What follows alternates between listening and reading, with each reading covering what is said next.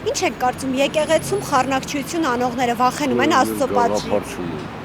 Շատ դժվար հարց տվեցիք, այսինքն ումի նկատի ունեք ով Այսինքն ովքեր փորձում են պարակտել եկեղեցին, ինչ որ բաներ են անում եկեղեցում։ Դե ընդհանուր չեմ կարող ասեմ, կոնկրետ անունով պիտի ասեք, ես հասկանամ ինչ Օրինակ ասեք։ Նիկոլ Փաշինյանը վախենում է Աստծո պատժի։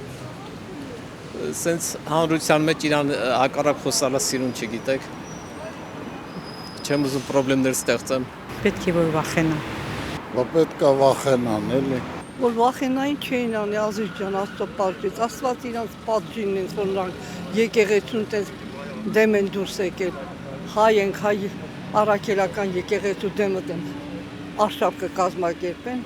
ավելի լավ է իրանց որ չասեն, ոչ թե եկեղեցուն։ Եթե վախենային չէին անի։ Ինչ ասեմ։ Իսկ ճիշտ եք համարում եկեղեցու դեմ այս քայլերը իրականացվող։ Շատ սխալ։ Դա սրբապղծություն է։ Ինչ որ լինի, պետք է եկեղեցին առաջին ասած դիրքում է։ Մեր հավատն է դա։ Եթե եկեղեցին չեղավ, չէ՞, այդ հավատը չեղավ։ Մարդիկ իրար սկսեն սպանել։ Այդ ամեն ինչը կորում է։ Կյանքի իմաստը կորում է։ Եթե իսկական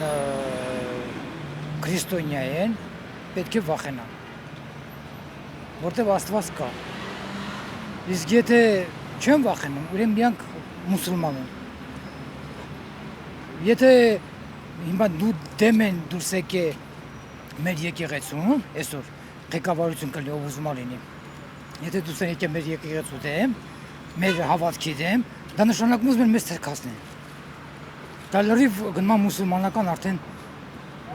քարոզչություն։ Այդ հավատը առաջի տեղն է, մեր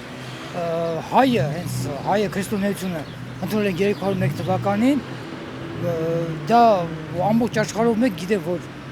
հայն է եղել այս ամեն ինչի ոնց ասած տարածողը, Գրիգոր Լուսավորիչը, այդքան տարապաններ տեսել։ Ես պրոստը զարմանում եմ մեր այս ղեկավարության վրա, թե ես ոնց են sense դուրս եկե ամեն ինչից վերջացին հիմա հասել արդեն եկեղեցուն։ Եթե եկեղեցին է չլինի, եկեղեցական այս խառնաշփոթները որ կա, դա բոլոր միջազգային մասշտաբով բոլորը ծիծաղում են մեր վրա։ Ես Ռուսաստանում եմ ապրել երկար տարիներ։ Հիմա եկել եմ ընդեղից լսել եմ, ես եկել եմ ստե։ Հանուն են բանի, որ այդ պայքարին էլ այդ